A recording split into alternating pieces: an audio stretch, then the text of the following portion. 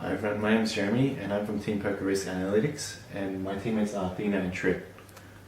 So the main problem that we're tackling is that banks within Australia are facing a high level of personal loan impairments. This is evident within CBA and Westpac, who are both incurred over $600 million in impairment loans respectively on an annual basis. So doing research into the banking institutions and how they provide credit ratings for individuals that are applying for loans, we found this is not an optimal solution. The reason for this is because they have a limited availability of information. Currently they're getting the information from Vida, which is the company which provides publicly available information on the individual that's applying for a loan, as well as the internal systems. So they look at their records and the history with the individual. But this can sometimes be proven to be ineffective because of the fact that they may not have any history with the individual.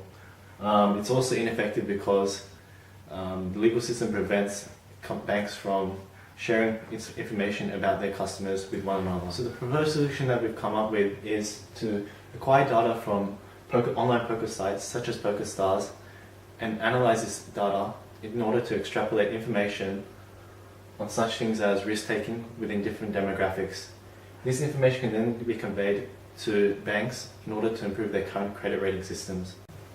So the reason that we feel that this solution is feasible is because we found that there's a clear connection between the level of risk-taking that an individual takes as well as their financial decisions.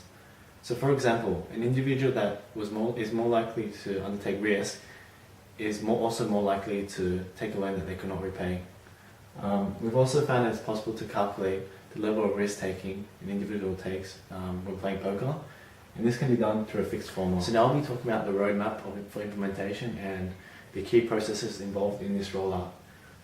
For the first phase, it would involve negotiating and trying to acquire the data from online poker sites, and the site that we're suggesting is PokerStars, and this is due to them being the largest provider of online poker, and therefore it would provide us with the largest data set to extrapolate this information from.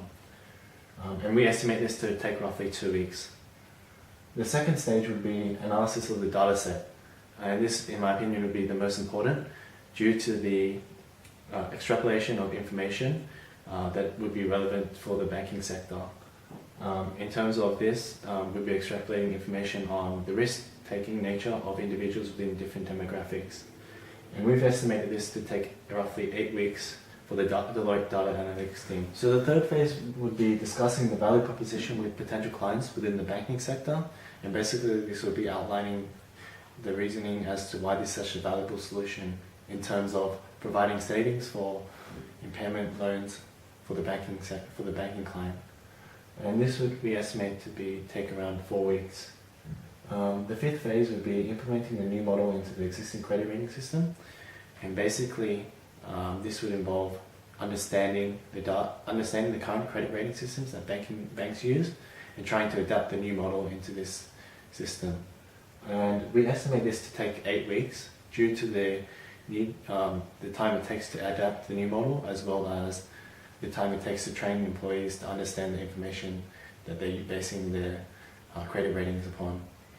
The last phase would be consistently evaluating and improving the current model, the new model that we made, and in doing so it will consistently improve and increase the amount of savings to be made by banks on loan impairments, personal loan impairments.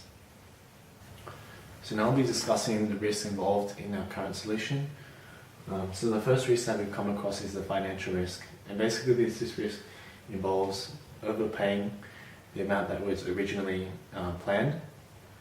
However, the way to mitigate this is by looking at the competitive rate that other poker sites pay for this similar data, and in doing so we've reduced this risk to a low risk rating. The second risk that we've come across is the relevancy risk, and this can be quite substantial if proven to be true.